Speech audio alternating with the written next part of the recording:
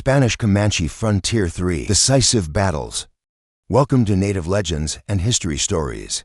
Join us to explore the untold stories of America's past. Blood drips from Father Torero's severed head onto the sacred altar of San Saba Mission. His eyes gouged out, his scalp torn away, his vestments stripped from his lifeless body. This was no ordinary raid. This was the day 2,000 Comanche warriors brought hell to the Spanish frontier. The mission bell tolls for morning mass on March 16, 1758.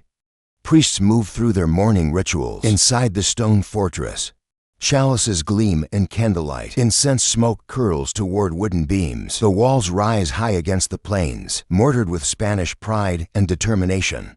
Guard towers punctuate each corner, built to spot raiders long before they reach the gates. But on this morning the watchman's eyes fail them. The first war cry splits the air. Through the morning mist emerged the Comanche faces, painted black and red for war. French muskets gleaming in the early light. Warriors notch arrows to bowstrings made from twisted buffalo sinew. Others level their guns, powder carefully measured. The rest brandish war clubs and lances, metal tips catching the sun's first rays. Father Fray Miguel de Molina's sandals echo through mission corridors as he runs to sound the alarm. His heart pounds against his ribs.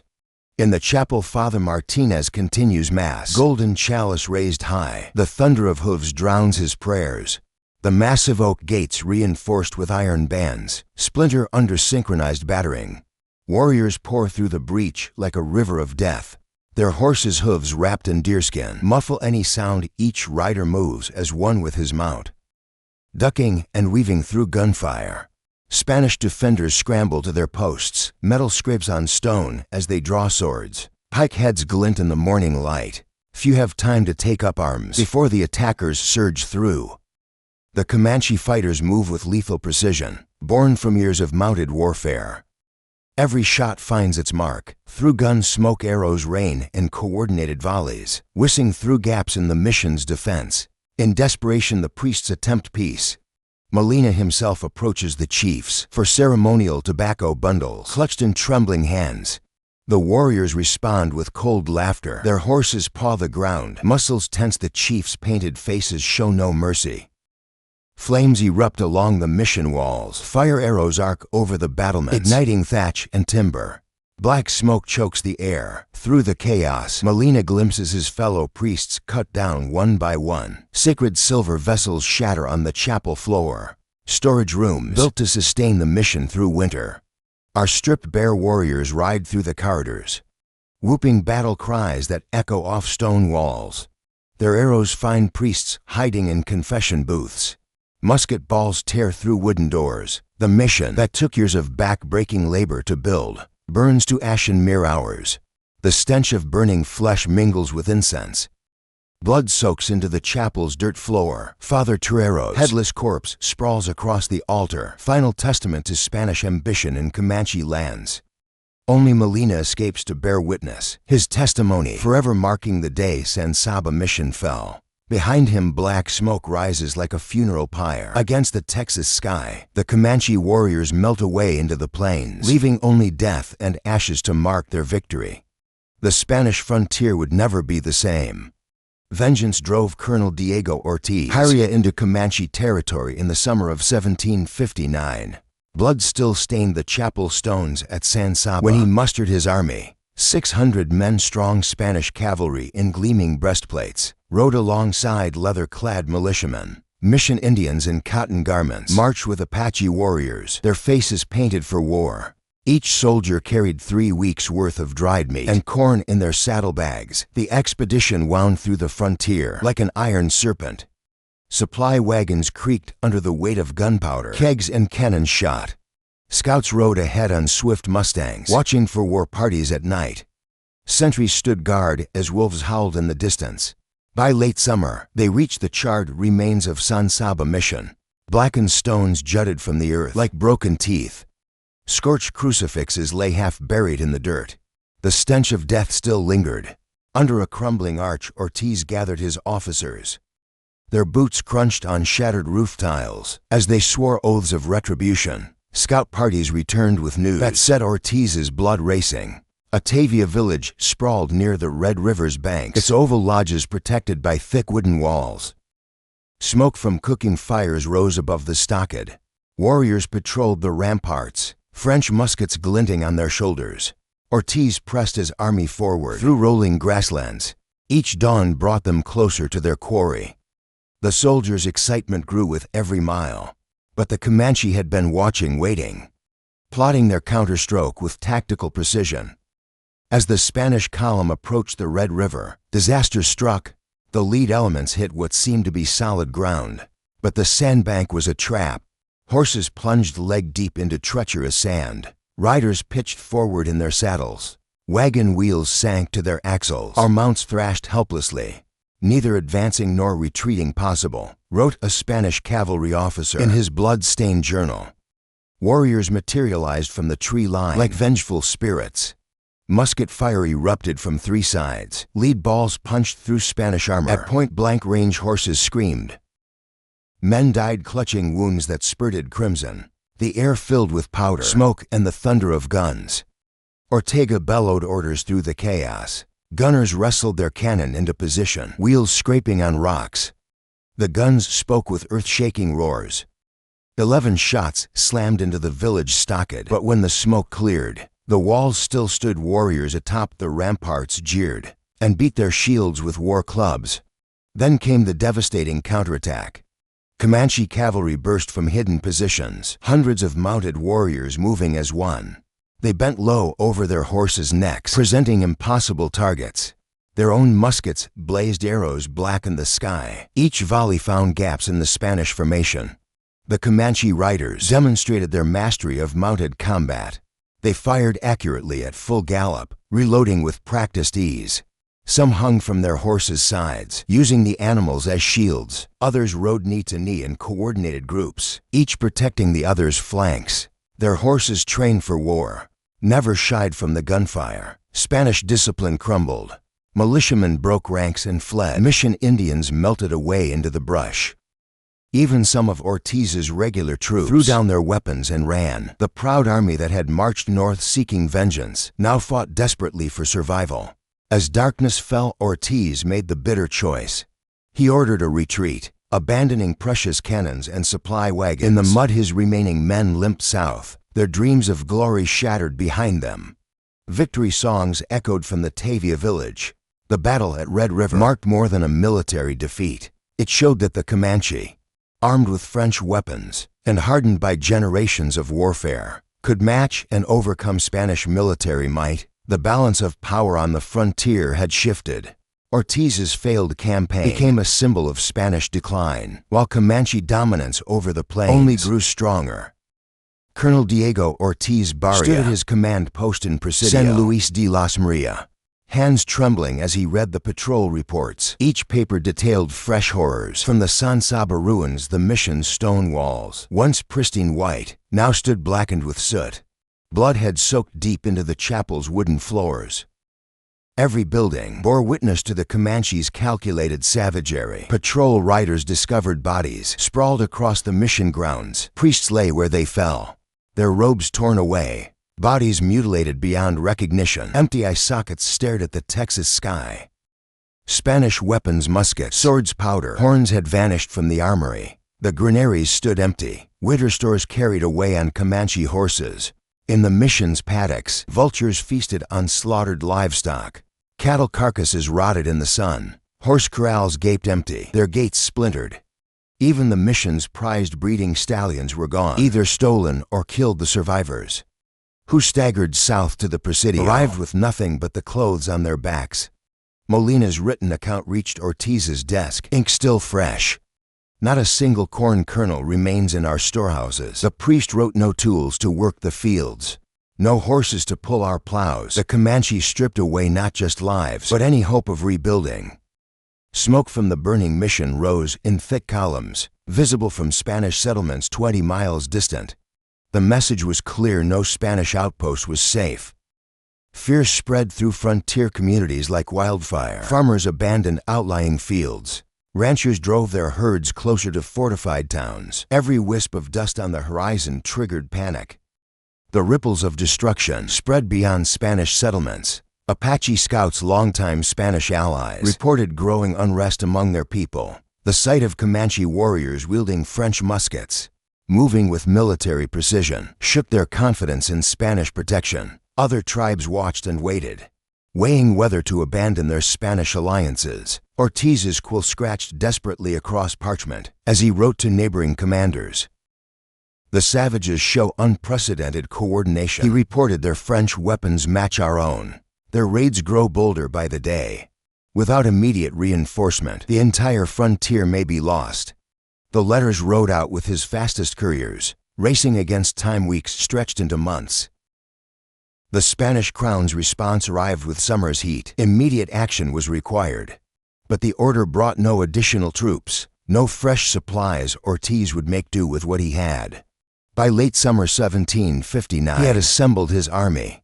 Spanish regular soldiers marched alongside frontier militiamen, their uniforms a mix of regulation blue and homespun cotton. Mission Indians, who had accepted Christianity, fought beside paint-streaked Apache warriors. Old tribal rivalries simmered beneath the surface. Trust was as scarce as water in the Texas summer. The column moved north through grasslands yellowed by August sun. Scout parties ranged ahead, searching for Comanche signs. Tension grew with each passing day. Men jumped at shadows. Arguments broke out over minor issues. The weight of vengeance pressed down, heavier than their packs at the Brazos River. The expedition's fragile discipline shattered. Scout reports mentioned Indian movement ahead. Exhausted by weeks of fruitless searching, Ortiz's men spotted smoke from a village, and without waiting for confirmation, they attacked. Their victims were Tonkawa, peaceful traders who had no part in the Santa Barbara raid. The Spanish assault left 55 dead, including women gathering roots and children playing by the river. Warriors tried to defend their families, but fell before Spanish guns. The soldiers dragged away 149 captives in chains. Ortiz recorded the attack as a victory in his reports. His men celebrated with captured food and drink, but the hollow triumph turned to ashes in their mouths. Every soldier knew they had struck the wrong target. The real enemy still roamed free. The true test awaited at the Red River. There the Spanish column finally found their quarry, a Tao-Vaya village bristling with defenses. Oval lodges clustered behind thick wooden walls. Warriors in war paint manned the ramparts, French muskets ready above the stockade. French flags snapped in the wind, mocking Spanish authority. Ortega surveyed the fortress through his spyglass, pride warring with apprehension. His men had marched hundreds of miles seeking vengeance. Now it stood before them strong as a Spanish presidio, defended by warriors who had already proved their lethal skill. As he lowered the glass, Ortiz knew the real battle was about to begin.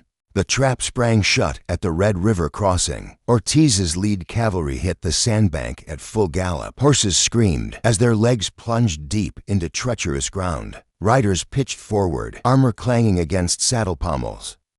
The main column crashed into the rear of the stalled vanguard. Supply wagons jackknifed, their wheels spinning uselessly in shifting sand. Musket fire erupted from the tree line. Lead balls punched through Spanish breastplates at point-blank range. Warriors concealed in the woods worked their weapons with mechanical precision. Each volley found its mark among the trapped Spanish forces. Ortiz's written account captured his desperation. Enemy fire came from all quarters. Their muskets spoke with one voice, drowning out my commands, our own weapons.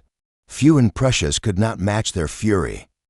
He ordered his artillery forward, wheels grinding against rock and sand. The cannon crews worked feverishly, ramming home powder charges. 11 thunderous shots shook the river valley. Gun smoke drifted thick across the water, but when it cleared, the stockade still stood. Warriors atop the walls beat their shields and shouted taunts, their laughter more devastating than any weapon. Comanche cavalry burst from hidden positions, their horses' hooves wrapped in deerskin for silence. Warriors demonstrated their mastery of mounted combat, hanging sideways off their horses to dodge Spanish bullets.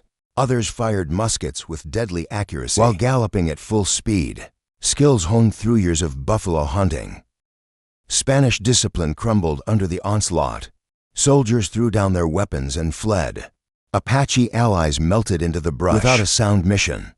Indians caught between two worlds vanished into the chaos as night fell. Ortiz made the bitter choice to abandon his cannons and wagons. His shattered force retreated south, leaving their dreams of glory buried in Red River sand. 20 years passed before the Spanish crown found a commander capable of challenging Comanche dominance.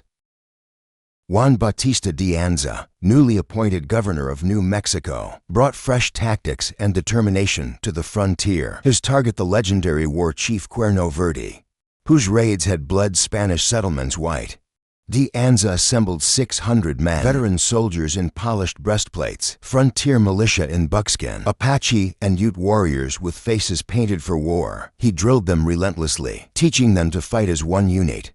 Under cover of darkness, they moved through mountain passes and dry arroyos, masking their approach with careful discipline. Scout parties tracked Comanche movement through the Greenhorn Mountains. They marked campsites, counted horse herds, noted the direction of cooking smoke. On September 3rd, they brought word.